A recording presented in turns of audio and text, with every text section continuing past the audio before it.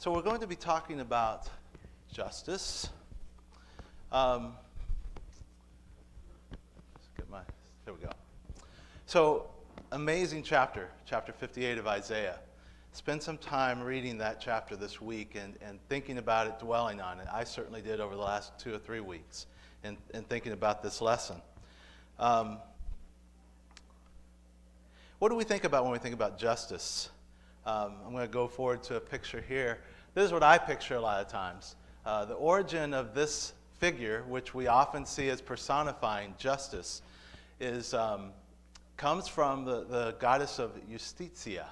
Now, I wish Diana Martin was here. She's the closest Italian I know to tell me if I'm saying that right, but I did Google it last night. Justitia. The goddess Justitia came about in about the time of Augustus, Caesar Augustus. And emperors at that time liked to be known as the emperors of justice. So they would make coins with the goddess's image on it, and it would show that they were an emperor that was just. There was a claim, it probably wasn't a reality. After that time, this picture or this figure that we know and often see as justice or Lady Justice came into being in forms of statues. Originally having the two scales that would hold, and the two scales representing the weight of pro and con, of for and against, of guilty or not guilty, the sword of justice. And about the 16th century, the first statue of Lady Justice had what added to it that she doesn't have there? Blindfold, very good. A blindfold, to say that it was impartial. And we strive in our justice systems to have impartial justice. We try to put on the blinders. We may not be so good at that. I don't think we really are. But when we think of justice, one Bible scripture I think of is in Daniel chapter 5. When Belteshazzar was having a great feast and he invited 1,000 of his nobles and concubines, and they were eating and drinking, and the Bible just says they were drinking wine. So they brought in the gold and silver goblets that they had taken from Israel and from the temple. And they decided to drink from those goblets. And because of that, because that was such an affront to the Israelites and to God, God punished Belteshazzar. Now, Belteshazzar should have known better. His father was Nebuchadnezzar. Nebuchadnezzar didn't give glory to God either, and he ended up being like a wild man eating grass out in the fields. And he did learn his lesson in the end, and Nebuchadnezzar learned that God was the God. But his son hadn't. So a hand shows up in this banquet hall and writes on the wall, and he writes about 3 words, but one of them is tekel, T-E-K-E-L. And it says, "You have been weighed in the scales and found wanting." Now, I come from a scientific background. And when I think about scales and finding wanting, so if I'm measuring something in my organic chemistry lab that I taught for 3 years in college, and I need just a little bit more of a substrate, and it was wanting on one side, I would just add a little bit more. And it's usually what we think of in Western culture and in our own justice system, that if we're trying somebody, we may need just one more bit of evidence, one way or the other, to tip the scales. And in our minds, we often are trying to do that. We're trying to tip the scales. But that's not what God said. That was not American culture back then. He said, "You have been weighed, you've been tried, you've been found wanting. You are utterly guilty. Not just a little, not just a bit more, utterly guilty." And that was God's idea. I'm going to get back to that in a little bit. So we want to look at this chapter, Isaiah 58. So I'm going to open up there and open up again, and we're going to look at some of these verses and talk about what was going on and what was said here. My pictures, I showed this picture to Al, and he said, "Is that real?" It's a real picture. That's a cloud. That was taken in Whitesboro. I took that. So I thought I'd do clouds. I'm not going to fight it. We got clouds. It's spring in New York. What are you going to do? It's raining. I love clouds. They're beautiful. And so I've got several pictures of clouds that I've taken over time. So yeah, that was taken in Whitesboro, New York. those clouds. All right, so Isaiah 58. What's going on here? So Isaiah is divided up in about 3 different sections. The first section is warning them. The second section is telling them they're going to exile. And the third section is kind of prophetic about when they're going to come back from exile, from Babylon, and reclaim the city of Jerusalem and rebuild the walls and rebuild the temple. So it hasn't happened yet. Isaiah didn't see that happen. He died before that. But he was prophetically talking about when the exiled people of Israel would come back and take the land. So let's think about these people. The Israelites, they're longing for their home. They're longing for Jerusalem. They want their temple back. They want their worship. And in doing so, they continue to worship. And it says in verse 2, they seek me daily. They are passionate to know my ways. These are people that are working hard to get God's attention. They weren't sitting back. They wanted it in their own hands. And in fact, they fasted. And they say in verse 3, why have we fasted and you see it not? Why have we humbled ourselves and you take no knowledge of it? You ever done something to impress somebody and they don't notice? I did it all the time when I was growing up trying to impress girls. Run around, I don't know what I did to impress people. What I did to impress you? They were trying to impress God with their fasting. They were trying to impress God with their worship. They were good at worship. They were fasting. They were trying their best to get God's attention. Behold, but God said to them, behold, in the day of your fast, you seek your own pleasure and oppress all your workers. Behold, you fast only to quarrel and fight and to hit with a wicked fist. Fasting like yours this day will not make your voice to be heard on high. So there's a pretty big condemnation there. And it's something that we should take note as people of God who spend a lot of our time worshiping.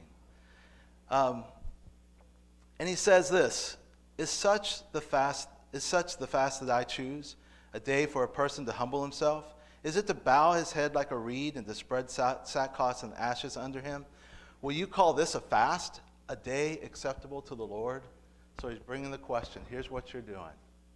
Here's all the things you've done. You're very pious. You are worshiping. You're there. You're praying. But that's not what I want. So here's the part we should pay attention to. Is not this the fast that I choose? To loose the bonds of wickedness, to undo the straps of the yoke, to let the oppressed go free, and to break every yoke. Just as an aside here, or not aside, it's part of it. Every 7th year, a slave could go free in the Old Covenant. There was a time, and Jeremiah talks about this, where in this time of about to be exiled, that they let their slaves go. And Jeremiah talks about it, that right after they let them go, they enslaved them again. They took them back. They violated God's word. So he says, you have enslaved. But what I want you to do is to let the oppressed go free and to break every yoke. Is it not to share your bread with the hungry, to bring the homeless poor into your house, when you see the naked to cover him, and not to hide himself from your own flesh? Verse 7, the homeless poor in your house. Another version will talk about the wanderer poor, which probably means in that time a foreigner in their land, means a refugee in their land. So it could be a homeless, it could be a refugee. In our time, in our city, we have many refugees. And it could certainly apply to where we live and where we are right now. So he goes on to say, if you have this kind of fasting, then your ancient ruins shall be rebuilt. You shall raise up the foundations of many generations, and you shall be called the repairer of the breach, the restorer of streets to dwell in. Where was the verse I wanted? If you take away, verse 9, if you take away the yoke from your midst, the pointing of the finger and the speaking of wickedness, if you pour yourself out for the hungry, the safety, the desire of the wicked, of the afflicted, Then shall your light rise in the darkness, and your gloom be as the noonday. Think about the gloom that's out around us today and these clouds that I put on the... I should have had a big sun coming out next to my slides. You'll be known as the noonday. Your light will shine. What's it take for this light of mine? We say that a lot. Let your light shine. If you take care of the poor, if you clothe the naked, if you take care of the refugee. Oh, let's see where we are. I'm looking in two different places here. So they were trying very hard. There was another time when people were trying very hard to fast, and this was in the time of Jesus' time. In Matthew chapter 9, verse 14, John's disciples come to Jesus and they say this: "Why do we and the Pharisees fast? Often," one version says, "but your disciples do not fast." They were in a time when they were looking for the Messiah, and they were waiting for deliverance from the Lord. And so what did they do about it? They fasted often. They were trying to get God's attention. And Jesus said, "Can the wedding guests groom as long as the bridegroom is with them? The days will come and the bridegroom is taken away from them, then they will fast. No one puts on an unshrunk cloth on an old garment, for the patch tears away from the garment, and a worse tear is made. Neither is new wine put into old wineskins. If it is, the skins burst, and the wine is spilled, and the skins are destroyed. But new wine is put into fresh wineskins, and so both are preserved." Always a bit confusing, that wineskin thing, right? But it's a simple process. When you get nice, good grape juice and you let it sit around too long, then it becomes ethanol and CO2. Well, it adds those things as it degrades, as it ferments. I'm not a big wine enthusiast. Can't get past that taste at all. So if you put it in a wineskin and it's an old wineskin and it starts to produce CO2 gas, it's going to burst the thing. If you have a new goat skin and it's fresh, it can stretch along with it. What he's really saying here is your old system, the old things you've been doing, are not going to work in this. You're trying to fast and you're trying to pray and you're trying to be pious to get God's attention, just like they were in the time of their exile. And he's saying to them, it's a new system. It's a new way. I'm here with you. I am the answer. I am the way, the truth, and the light. Your piousness is not going to get you there. It didn't help back then either. God's message didn't change. Okay. They were trying to get God's favor.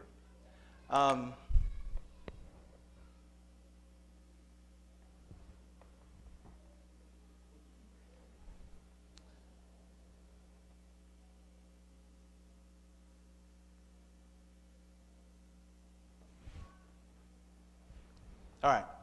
So one thing I want to take a step back for just a second. How does this apply to us when this was a prophecy about Israel and they were in exile in Babylon, and he's talking about them coming back? Do we do the same type of things? Does it still apply to us today that if we take care of the oppressed, that we will see God's favor? Let's look at a couple more verses here. Proverbs 14:31. And it's up there, so if you don't want to flip over. "If you oppress poor people, you insult the God who made them. But kindness shown to the poor is an act of worship." Proverbs 19:17. "When you give to the poor, it's like lending to the Lord, and the Lord will pay you back." Not only does Jesus and God associate with the poor on earth, he identifies with the poor. As you're doing to them, you're doing it unto me. Does that sound a little bit familiar? Should I go somewhere else also? Let's go to Matthew chapter 25. Actually, wait. I guess I'm going to Matthew 9 first. Matthew 9 through 13. So that's a section right before what I just read. "As Jesus passed from there, he saw a man called Matthew sitting at the tax booth, and he said to him, 'Follow me.' And he rose and followed him. As Jesus reclined at table in the house, behold, many tax collectors and sinners came and were reclining with Jesus and his disciples. many tax collectors and sinners. And when the Pharisees saw this, they said to his disciples, "Why does your teacher eat with tax collectors and sinners?" But when he heard it, he said, "Those who are well have no need of physician, but those who are sick. Go and learn what this means. I desire mercy and not sacrifice, for I came to call the righteous, not the righteous, but sinners." Jesus associated with the sinners. He came for the sinners. He came for people in need and people that were searching him. Now Matthew 25. Let's look at that one. So this is where, in the judgment, God separates the sheep and the goats. And I won't read this whole section, but in verse 40, I'll go back before that. Then the righteous will answer him, saying, "Lord, when did we see you hungry and feed you, or thirsty and give you drink? And when did we see you a stranger and welcome you, or naked and clothe you? And when did we see you sick or in prison and visit you?" And the king will answer them, "Truly I say to them, as you did it to the one of the least of these brothers, you did it to me." Does Jesus identify with the poor, the outcast, the downtrodden? Not only did he associate with them, not only did he eat with them, not only did he spend time with them, not only did he seek them out, but he identified with them. As you've done to them, you've done it unto me. So yes, I would say that our need to serve the poor, to look to the poor, is no different from the Israelites in that time. When God called on them to treat their workers fairly, to treat their slaves fairly, to actually free them, to break the chains of oppression. Okay. Luke, okay, here's a good one. Luke 15, another familiar parable. So this is the parable of, we call it the prodigal son or the lost son. The prodigal you won't find in those verses. But the prodigal son asked for his father's inheritance. He asked for his share, which was basically saying, I no longer want to be part of this family. I see my father is dead. That's when you normally get your inheritance. And he took his inheritance and went away. Now, I'll ask for an answer here. So think about this one. The son found that he was in need. He'd taken all the money, gone to another country. Why was he in need? What happened to him? Why was this son, this lost son, in need? So you can speak up if you want to. If not, I'll tell you what Debbie said. Why was this young man in need? Come on, a couple things. Anything. Peter, why was he in need? He didn't ask. Why was he in need? He was depending on money, and when the money was gone, he had nothing to depend on. Okay, he's depending on money. Dennis? Bad decisions. All right, that's good enough. Debbie, what did you say this morning? All of his perceived, he thought he was meeting his perceived needs, but they were temporary fills for his needs. Okay. That went out, then he had. This is a bit of a side point, but it makes a good point. The one thing that none of you guys said, and I didn't think you'd say, and actually there was a study that some Bible scholars did, that they took several people from different countries, and they had them read this section, and they had them explain it to the other person. And they watched and recorded how they explained it. There's one part that all Americans left out of why he was in need. You guys won't get it, you're all Americans.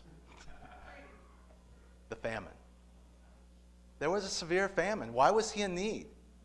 Now, he did all those other things too. But there was a severe famine in the land. Russian students, when they looked at that and had a history of famine in their country, understood that more. And they told that story, and they understood it. All right, that's a little side point. When we look at things, and it relates to this, because I'll get to that in a minute. What's one of the first things we do when we see somebody in need? I do it. You guys kind of just did it. Judge. You say they did something wrong. So when you see a man on the side of the street and he's got a cardboard sign. Do you see somebody in need, or do you think he's an alcoholic? If I give him money, he's going to go down the street and he's going to spend his money on a 40 ounce. He's there because of the choices he made. If you see a prostitute with AIDS, scantily dressed, do you look and say, I see somebody who doesn't have modesty in her life, that has made bad choices, that's allowed herself to get in this position? Or do you see somebody in need? If you see a young black man shot in the streets, do you say, he shouldn't have been there? What was he doing? Or do you cry because of the need that you see, because of the pain that someone's going through? I'm that man. I've thought all those wrong thoughts. They've all gone through my head. I think it's one of the things that we have to do when we look at our country and the social injustice that's happening. One is to realize that when we look at prejudice, when we look at racism, we've made those such dirty words that we can't even talk about them. When we think of a racist, we think of somebody in a white cape and gown, or we think of somebody shaved bald in the streets and waving Confederate flags, and we think of the extremists. But it's probably more productive if we think about our own attitudes and our own judgments and our own thoughts and can talk about it and not disparage people for having thoughts that they need to work through, that they need to do better at. The seed of racism, the seed of injustice, the seed of prejudice is within all of our hearts. We are born in sin. And it's only through the grace of Jesus Christ that we can work through those things. But it's what our country, it's what people around us desperately need.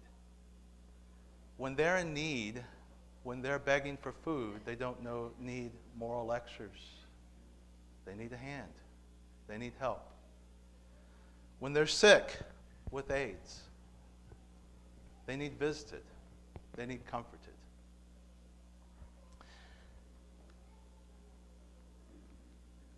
The prodigal. Now, we think about the prodigal. So, all right, the point that I want you to see of that story is his need. We were reading this a couple weeks ago in our Thursday night group, and it just kind of hit me right in the face. He's found himself in need. And that's a point he had to come to. That's what he had to realize. He had been wasteful. You know, the reason we use the word prodigal, it means, hold on, I think it means spending money freely and recklessly, wastefully extravagant. And that's what he did. There was also a huge famine in the land, and he became in great need. And where did he look? He looked to his father. So the second part of the story is the story of the father. And some people I've heard use this, that it was the prodigal father. Why was it the prodigal father? Part 2 of that definition is a person who spends money in a recklessly extravagant way or resources. Jesus spent his life. He gave his life. You might want to say recklessly, you might not like that term, but you can like the term extravagant. That gift was amazing. That gift was more than any other gift I could ever hope for. When Jesus poured out his blood and his life for me. When God shared his grace and love and mercy. That was extravagant. In one way, you might think it was reckless, the way that we take it and use it. But it was extravagant. It was amazing. Our prodigal God. So, justice. Maybe I've made you a little bit guilty. But you know how long guilt lasts? It lasts about as long as the latest fad diet. Whenever I see people in my office and I can make them really guilty look at their weight and their blood pressure and their cholesterol, and they get really guilty, and they come up with good intentions.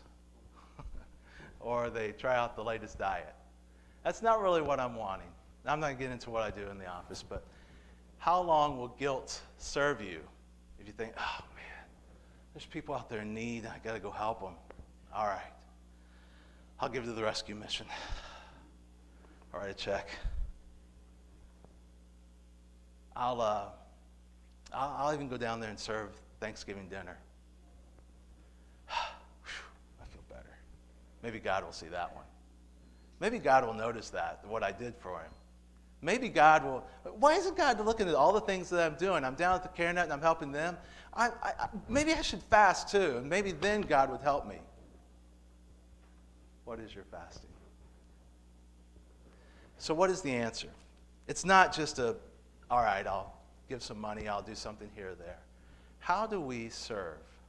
How do we love? How do we help in an unjust world? How do we help bring justice to those who need it? I'm going to give you a few points here and then we'll be done. Have the heart and mind of Christ. How do you do that? Look at these scriptures. If any of this was convicting, there's a lot more. I didn't go through all the scriptures on justice and how God wants us to treat those who are disadvantaged. Have the heart and mind of Christ. Spend time in his word. Spend time in Isaiah 58 this week. Let God work on you through his word. See with new eyes the needs of people around you. Don't look in judgment. Look and find their needs. Talk to people in need. Now, it's kind of hard. You may not be rubbing shoulders with people in need. One of the things that David taught me after he spent a summer in Colorado, in Denver, Colorado, he spent a summer with a homeless ministry. So he spent most of his time on the street talking to homeless people, hanging out with them, talking to them. And his one answer to me was, listen to their story. If you see somebody that's begging on the side of the street, don't walk past them, don't ignore them like they don't exist. Make eye contact. Say hi. Say, what's going on? How you doing? Listen to their story. If you give them money, you don't give them money. You give them food, you don't give them food. It may not be as important as the fact that you show them that there's somebody. You can do that in a lot of ways. Listen to people's stories. I don't understand the plight of growing up in Black America. But I can listen to stories. I can talk to people that have. I can associate with people that have. I can read, I'm a 50-something-year-old guy that studies a lot, so one of my things is I read books. I've decided to read books that I don't normally read. One of the ones I read a couple years ago was The Hate You Give, which is about shooting of black men in the streets from a perspective of a young black woman. Why did I do that? It was a book laced with profanity and immorality and everything else. Because I want to know that perspective. And we've got to get past moralizing before we can understand. So sometimes it's just choosing what you're going to put into your mind. Sometimes it's trying to understand a different form of literature, but mainly from people, talking to people that you can meet with. We have a rescue mission here in town. We have a refugee center. If you're not rubbing shoulders, you can volunteer. Al and I were talking about this, and he's. I don't really know what's available at the rescue mission. Refugee center, but ask Al. There's things you can do to volunteer. A good friend of mine who's helping us out at the CareNet, Kathy Sanger, she's come and done testing for us. So somebody I worked with years ago. And not only has she been volunteering at CareNet, but she's been volunteering at the Refugee Center teaching a Russian man English. And she's becoming wrapped in his life, and she's taken him places and done things with him. And I see so many examples of people who are wrapped up in the lives of people around them. If you want to see an amazing tapestry of people worshiping God, go down and worship with the Olmsteds on Lansing Street on Sunday evening. How many different groups are there right now? Yeah. There's a group of Pastor Ben, who was there, is Nigerian, but he had to go back to Nigeria. So there's quite a few Africans that are meeting there. There are some Hispanics that you've had an Saturday evening group with. And Bosnians that you're trying to reach to. What an amazing tapestry of people that you can see right there. Do you want some opportunities? I've given you about 2 or 3 already. But it's not just finding a ministry. It's not just finding a church. It's having a heart that everything you do, everywhere you go, you're looking to serve. You're looking for needs. That you don't have limits that you said about that I can't do that. That you're ready to serve. I do think of Rob and Cassie a lot. They have a heart of ministry, and everywhere they go, they're trying to include others. I think of my wife, who's always inviting people over to my house. We can think of even bigger examples of people in history who've put themselves out on the line for oppressed people, for Martin Luther King, for Mahatma Gandhi, who made such courageous stands, for Mother Teresa, who worked in the streets of Calcutta with lepers, with, wow, no limits to their giving. It's an inspiration to me to think about them. But listen to stories. Speak words of love. Replace those judgmental thoughts that I've confessed earlier with words of love, with words of acceptance, with words of healing. Sing them over again to me, wonderful words of life. I thought about some of the songs that we were singing. Our words should be words of life. Serve. Find a way to serve. And I've kind of gone over that already. Find a way that you can be in people's lives. So one final metaphor before we finish. When you build a tapestry, a rug, or a cloth, it's made up of many, many strands, many, many spools of thread.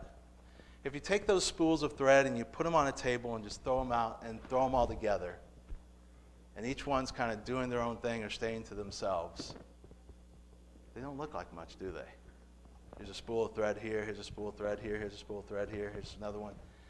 They aren't too pretty, they aren't very useful. But when you take those threads and you start weaving them together, and you start piecing them together, there's connection points.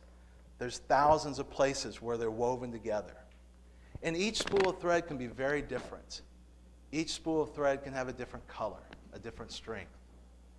But as you start weaving that tapestry together, not only do they come in contact with each other and help each other out and become something more, they can become something beautiful. When you think of a tapestry, you think of that weaving that you put on the wall. And it's not just those little strands that come together, but they form a picture.